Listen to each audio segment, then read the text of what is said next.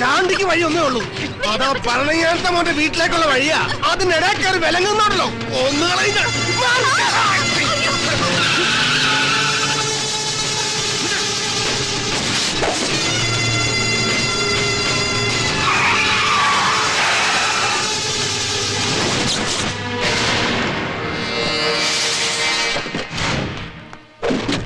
കൊച്ചുവെളുപ്പാങ്കാലത്ത് ഇടവകപ്പള്ളിയിലോട്ട് കുർബാന കൂടാൻ ഇറങ്ങിയതായിരിക്കും ചാണ്ടിച്ചായൻ, അല്ലായോ? കുർബാന കൂടാനല്ലടാ, നിന്റെ കൂട്ടുകുടുംബത്തോട്ട് കയറി നിനക്ക് നിന്റെ അപ്പനും ഒരുമിച്ച് അങ്ങോട്ട് അന്ത്യകുദാശ എടുത്ത് ഇറങ്ങിയതാ. എന്നാ ചാണ്ടിച്ചായ ഈ അന്ത്യകുദാശയൊക്കെ ഉണ്ടായേ? എന്നതായാലും ഈ പടപ്പുറപ്പാട് ഒരു ടെലിപ്പതി കണക്കെ മനസ്സിലടിച്ചത് കൊണ്ടാ അങ്ങ് തറവാട്ടുമുറ്റത്ത് നടക്കേണ്ട ഈ സീൻ ഞാൻ ഇങ്ങ് നടുറോട്ടിലേക്ക് മാറ്റിപ്പിടിച്ചു. കഴുകണ പോലെ തറവാടായാലും നടുറോഡായാലും ചാണ്ടിക്ക് കണക്കാ. ഈ ഒരു ഒറ്റ ദിവസം കൊണ്ട് നീ എനിക്ക് വരുത്തി വെച്ച നഷ്ടം ലക്ഷങ്ങളാ. നിയമം നടത്തുന്നവന്മാരും അത് ഉണ്ടാക്കുന്നവന്മാരും കണ്ണു അടച്ച് ചാണ്ടിക്ക് വേണ്ടി വഴിമാറി നിൽക്കുമ്പോ ഇനിയും നീ എനിക്കിട്ട് ഉണ്ടാക്കാൻ നിന്നോണ്ടല്ലോ. പണ്ട് നിന്റെ തന്ത മാലേക്കൽ ഹൗസ് എനിക്ക് നിന്ന് ഉണ്ടാക്കിയതിന്റെ പേരില് അങ്ങ് പൂജപ്പുര സെന്ററിൽ 7 കൊല്ലം സിമന്റ് തറ മലന്ന് കിടന്നൊരു തഴമ്പ് എന്റെ നടുമ്പുറത്ത് കല്ലിച്ച് കിടക്കുന്നൂടെ കൂട്ടി ചാണ്ടി തിരിച്ചങ്ങോട്ട് ഉണ്ടാക്കോട്ടെ. അത് നിന്റെ നെഞ്ചത്തോട്ടല്ല, നിന്റെ അപ്പന്റെ നെഞ്ചത്തോട്ട്. നിർത്തണോ? അതിന് വരവരേന്റെ ഈ കോട്ടൺ വള്ളി നിക്കറിട്ട അംഗപ്പുറപ്പാട് പോര ചാണ്ടിച്ച. അത് ഊരി അങ്ങ് മീനച്ചിലാറ്റിലോട്ട് ചുറ്റിയെറിഞ്ഞേച്ച് തിരിച്ചു പൊയ്ക്കോ. അല്ലെങ്കിൽ പഴമക്കാർ പറയും പോലെ അടിയും തന്ന് തുണിയും പറിച്ചു വിടിഞ്ഞാൻ. എന്റെ അപ്പന്റെ നെഞ്ചത്തോട്ടൊന്നല്ല, നിഴലെ പോലും തൊടുകയല്ല. താൻ തൊടാൻ സമ്മതിക്കല്ല തോന്നി. എന്നാ പിന്നെ നിന്റെ നെഞ്ചത്തോട്ട് തന്നെ ആട്ടാ ചാണ്ടിയുടെ ആദ്യത്തെ വെടി.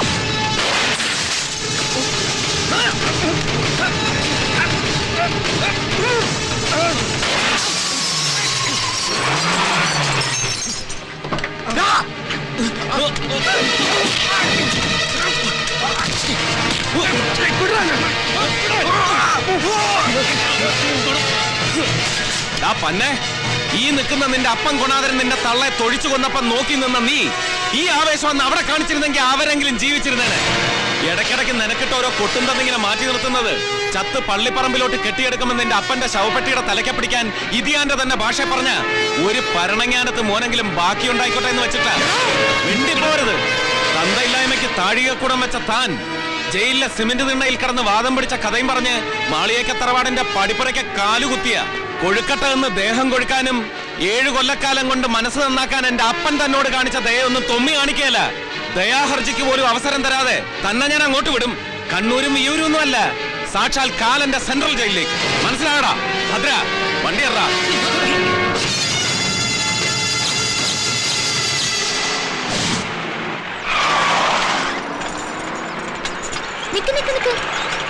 എന്താ വിശേഷം?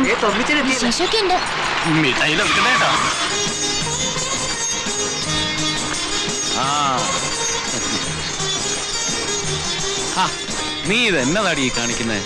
അയ്യേ, റാങ്ക് മേടിച്ച മിടുക്കിയെന്ന് കരയ്യ. സന്തോഷിക്കല്ലേ വേണ്ടത്?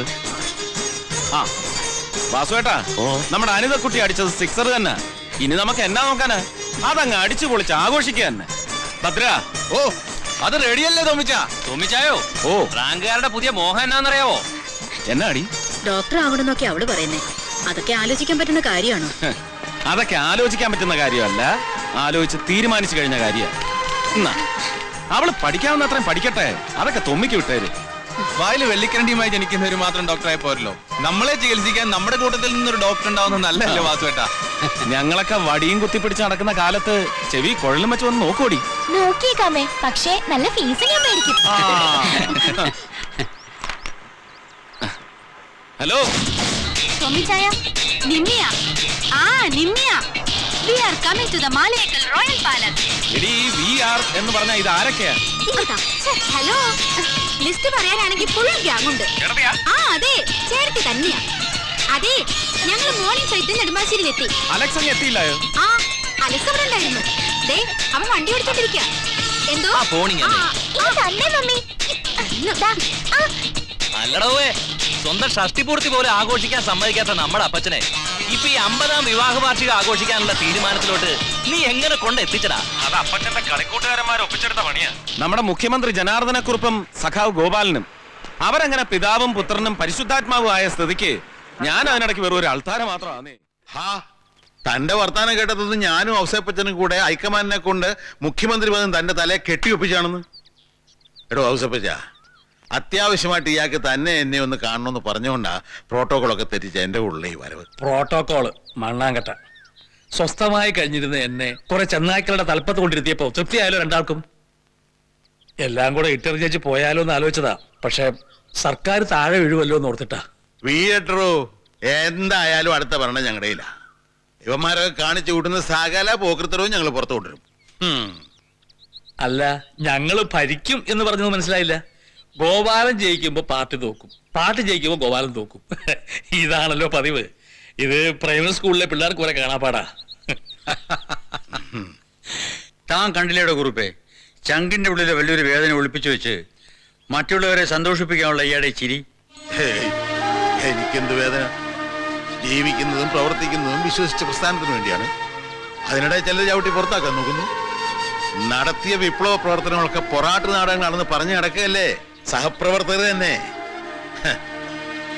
വാരിക്കുന്തം കൊണ്ട് വിപ്ലവം നടത്താൻ ഇറങ്ങിയ ഞാന് കലിയുഗ രാഷ്ട്രീയക്കാരായ വെട്ടിച്ചിറ ഗോവിന്ദന്മാർ ഒരുക്കി വെച്ച വാരിക്കുഴിയുടെ തിരിച്ചറിയണം. ഇയാടെ സ്ഥിതി അതല്ലല്ലോ. വലിയൊരു തീട്ടക്കൂമ്പാരത്തിന്റെ മുകളിൽ എടുത്തു വെച്ച ഒരു ചെറിപ്പഴമായി പോയില്ലേ. എത്ര മധുരം ഉണ്ടായിട്ട് എന്ത് കാര്യം? തിന്നാൻ പറ്റുമോ? വിട്ടുകളയടോ.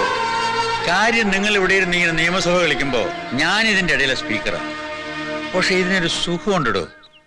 എനിക്ക് നമ്മുടെ ചെറുപ്പകാലം ഓർമ്മകൾ.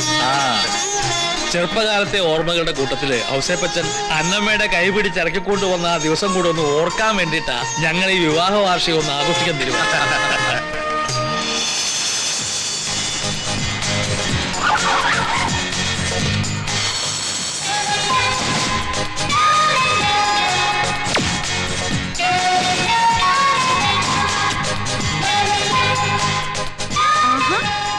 എന്റെ അന്തോണീസ് പുണ്യാളാ, നീ കാത്തു. ഭരണപക്ഷവും പ്രതിപക്ഷവും പിന്നെ ഈ നിഷ്പക്ഷവും ഇങ്ങനെ കൂടിയിരിക്കുന്ന അതേ നേരത്ത് തന്നെ നീ എന്നെ കൊണ്ട് എത്തിച്ചല്ലോ. നീ എന്നതാണ് ഈ പിച്ചുമേ പറയുന്നത്? ഇത് പിച്ചും പേയൊന്നുമല്ല. പിന്നെ MBBS കഴിഞ്ഞ് ഈ സെലിൻ ഇവിടെ കാലുകുത്തി 30 ദിവസത്തിനകം ഈ നാത്തൂന്റെ പുന്നാരാങ്ങളെ കൊണ്ട് എന്റെ ഈ കഴുത്തിൽ മിന്നു കെട്ടിക്കാമെന്ന് ഈ സീനിയർ സിറ്റിസൺസ് എന്നോട് പ്രോമിസ് ചെയ്തിരുന്നതാ. എന്നിട്ട് വിവാഹമല്ല, വിവാഹ വാർഷിക കാര്യ ചർച്ച. ഇതിപ്പോ ഉണ്ടവന് കിടക്കാൻ ധൃതി, ഉണ്ണാത്തവൻ ഇലയിടാൻ ധൃതി എന്ന് പറഞ്ഞ പോലെ ഈ കാര്യം. അതൊക്കെ ഞങ്ങൾ തീരുമാനിച്ച് ഉറപ്പിച്ച കാര്യമാ. നീ വെറുതെ ടെൻഷൻ അടിക്കണ്ട. വാക്കാന്നേ, ഒടുവിൽ ഈ ഭരണപക്ഷത്തിനും പ്രതിപക്ഷത്തിനും എതിരെ ഞാൻ അവിശ്വാസ പ്രമേയം കൊണ്ടുവരേണ്ടി വരരുത്. അയ്യോ,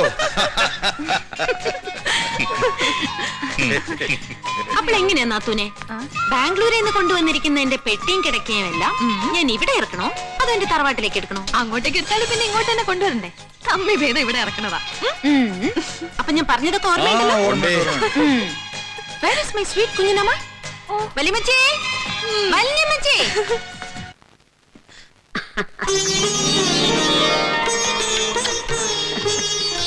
തൊമ്മിയെ കൊണ്ട് നിന്നെ കെട്ടിക്കത്തുള്ളൂ എന്ന് ഇവരോടൊക്കെ ചലഞ്ച് ചെയ്തിരിക്കുന്നത് നിന്റെ ഈ സ്കോച്ചിന്റെ ബലത്തേലാ. ഇനിയും എന്റെ മിന്നുകെട്ടങ്ങ് നീട്ടി വെച്ചാലുണ്ടല്ലോ. അക്കാര്യം ഞാൻ ഏറ്റടി. കുഞ്ഞന്നാമ നെറുകേട് കാണിക്കത്തില്ല. നിന്റെ ഏനക്കേട് എന്നതാന്ന് എനിക്കറിയാൻ മേലെ. ആന്റി ഇങ്ങനെ ഓരോന്ന് വാങ്ങിച്ചു കൊടുത്താ വല്യമ്മച്ച് വഷളായത്. നീ ഒന്നും ഉണ്ടാതെ ഓടി. രാധേശി, അതൊക്കെ എന്റെ മുറിയിൽ കൊണ്ടുവച്ചേക്ക്. വേണ്ട വേണ്ട, അതങ്ങനെ നാത്തൂന്റെ മുറിയിലോട്ടല്ല, വേറെ മുറിയിലേക്ക് കൊണ്ടുപോകേണ്ട ലഗേജാ. വെള്ളം തുടങ്ങി. ശരിയും ബഹളം ഞാനങ്ങ് അടുക്കള കേട്ടായിരുന്നു. എന്റെ ഈശോയെ, കഴിഞ്ഞ തവണത്തെക്കാലം നീ അങ്ങ് ക്ഷീണിച്ചു പോയല്ലോ മോളെ. അതല്ല, ഇനി എന്റെ തൊമ്മി കുഞ്ഞ് മേനയാക്കി എടുത്തോളൂടി. എല്ലാം നമ്മൾ പറഞ്ഞ പോലെ ഇനി അവസരത്തിൽ എന്നതാ ത്രിമൂർത്തികൾ ചേർന്നൊരു ഗൂഢാലോചന. സമത്വ സുന്ദർ കേരളം സ്വപ്നം കണ്ട വിപ്ലവകാരിയും ഗ്രാമസ്വരാജ് സ്വപ്നം കണ്ട ഗാന്ധി ശിഷ്യന്മാരും ചേർന്ന് എന്നാലും നടക്കൂ. ഓടാ തെമ്മാടി. ആഹാ, അതെ, പ്രോട്ടോക്കോളിൽ പെടാത്ത സിറ്റിംഗ്. മാധ്യമക്കാരെ വിളിച്ചു വരുത്തി ഒരു വെടിയങ്ങ് പൊട്ടിക്കട്ടെ. ഒരു വെടിമരുന്ന് തിരി കൊളുത്തി ഞങ്ങൾ അകത്തോട്ട് വിട്ടിട്ടുണ്ട്. അല്ലേ എന്റെ മാതാവേ, ഇവളിങ് എത്തിയോ? ഭൂലോക തെമ്മാടിയായ നിന്നെ തളയ്ക്കാനും വേണമല്ലോ ഒരു അയണിലേടി.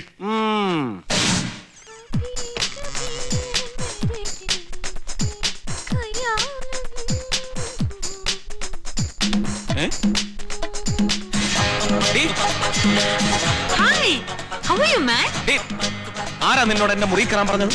ഹോ, അതിന് പ്രത്യേകിച്ച് ആരെങ്കിലും പറയണോ?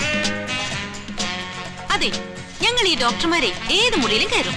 അത് ഈ ലേബർ റൂമിൽ മാത്രമല്ല, ഇതുപോലുള്ള ചില തെമ്മാടികളുടെ പ്രൈവറ്റ് റൂമിൽ വരെ കയറും. ആ, ദേ, ഇതിനുള്ളിൽ വരേന്ന്. അത് നീ മാത്രം അങ്ങ് തീരുമാനിച്ചാ മതിയോ? എന്റെ മാത്രമല്ല, താഴെ അകത്തും പുറത്തും ഇരിക്കുന്ന ഹൈക്കമാൻഡുകളുടെ ലേറ്റസ്റ്റ് തീരുമാനം. ഓഹോ, അയ്യോ, ഞാൻ തൊമ്മിച്ചിന്റെ വിശേഷം ഒന്നും ചോദിച്ചില്ല. കൂപ്പിലെ ആനയ്ക്കൊക്കെ സുഖാണോ? നീ നിന്ന് ശൃംഗരിക്കാതെ ഇങ്ങോട്ടങ്ങ് പരിഞ്ഞ് മുറിക്ക് വരുതിക്ക് നിർത്തടി അവനെ. കുഞ്ഞന്നാമോ.